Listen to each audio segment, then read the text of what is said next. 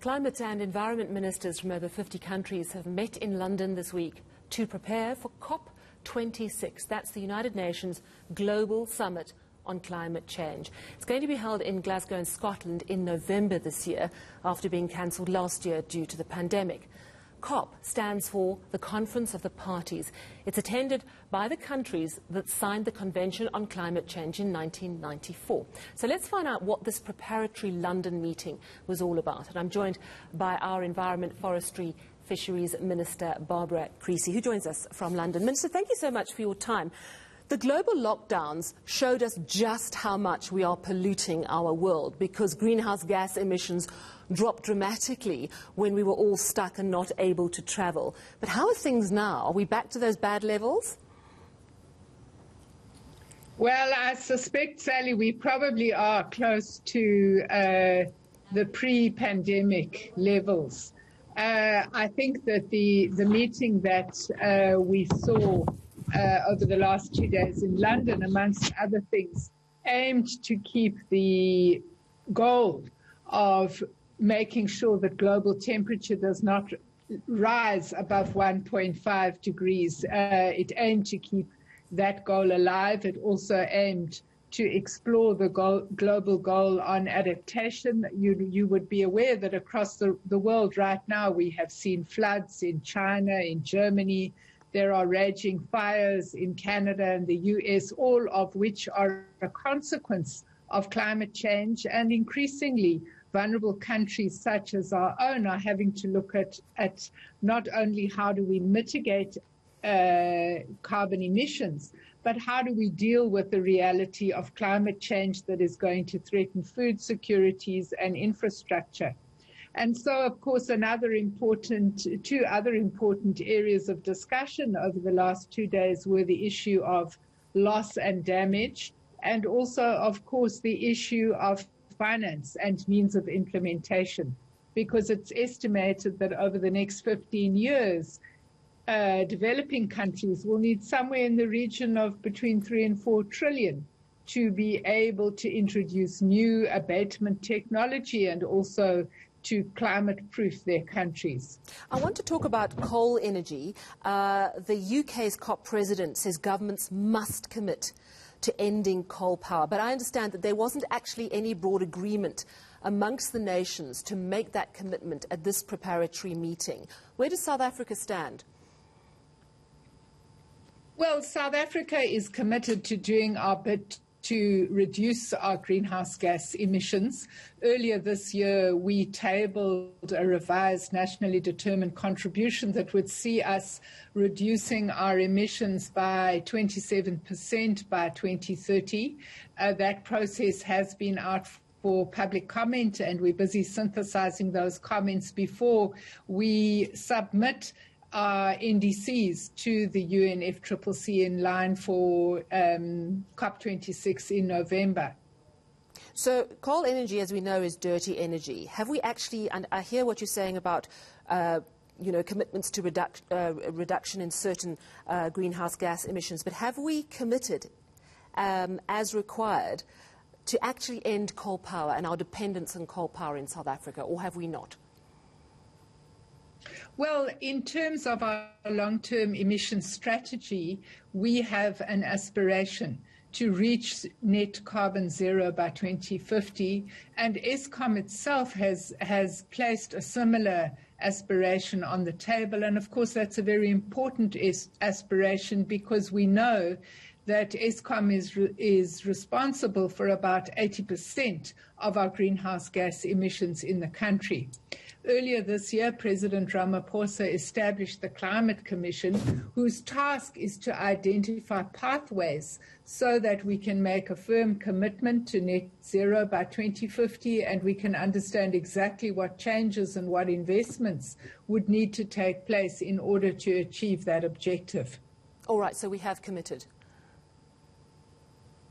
Well, I think that the reason I use the word aspiration is because until you know exactly what you've got to do and exactly how much it's going to cost and where the money is going to come from, you're just aspiring to get there. You're not, it's difficult to make a commitment. But that is the role of the Climate Commission, is to map out those pathways.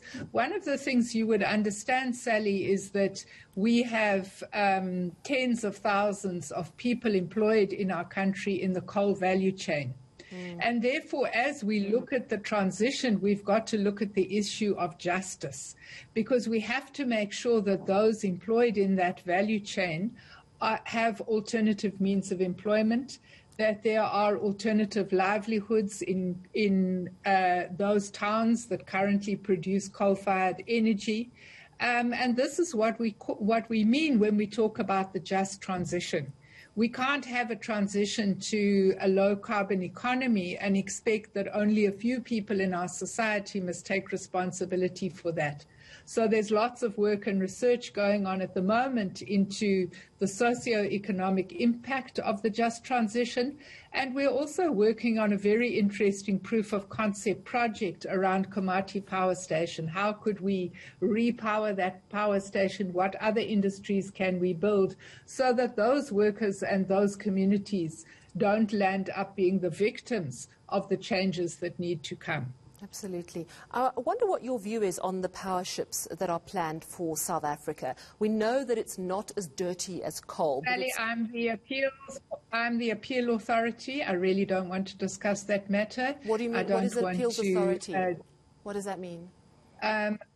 Well, you know that the department has refused the EIA, and I am the person that must consider the appeal from those who would want to contest that decision. So I really don't want to talk about it. I don't want to compromise the process. I think that would not be correct as the appeal authority.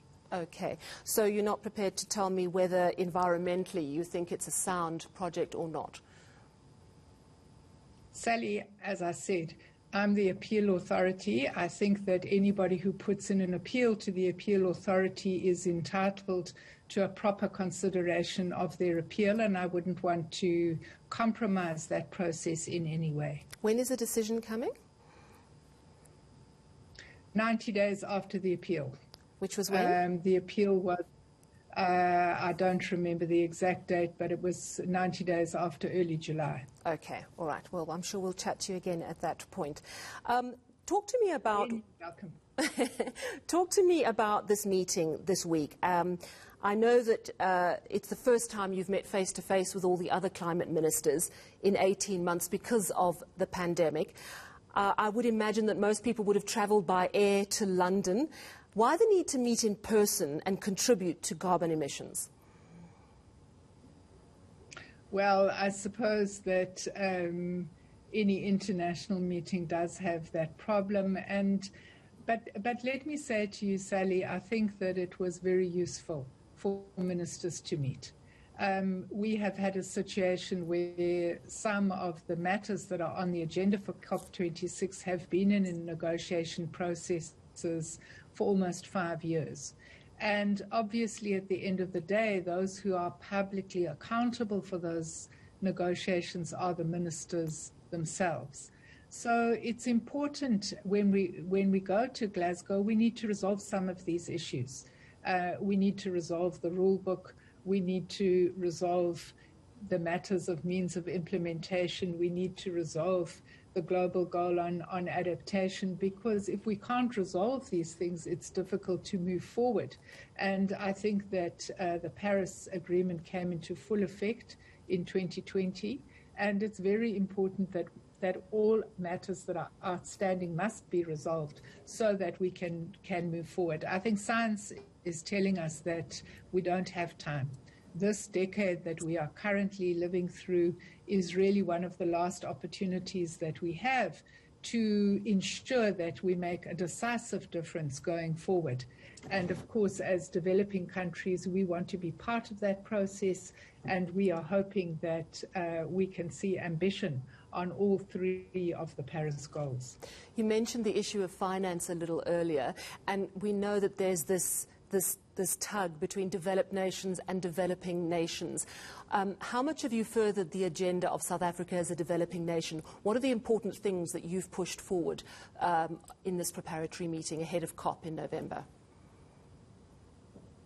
I think one of the important issues for developing countries and for the African continent is that we do want developed countries to make good on the $100 billion a year commitment for climate finance.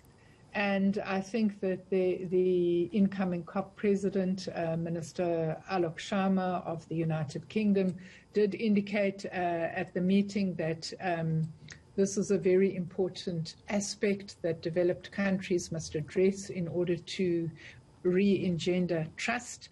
I think we were also interested in putting forward a clear goal for the post-2025 finance. We're told that developing countries are going to need somewhere in the region of between 3 and 4 trillion US dollars in over the next 15 years. And we therefore suggested that as we move forward in the post-2025 era, we should start with a floor of $100 billion, moving towards $750 billion a year by 2030. We think that that is achievable, and we also think that that is the kind of money that it's going to take to enable the transition in countries across the world. Yeah, and certainly it's going to take a huge amount of effort and will, and as you say, money to change those practices that are harming our environment. Thank you so much for talking to us this evening. Coming to us from London, that's the Environment, Forestry and Fisheries Minister, Barbara Creecy.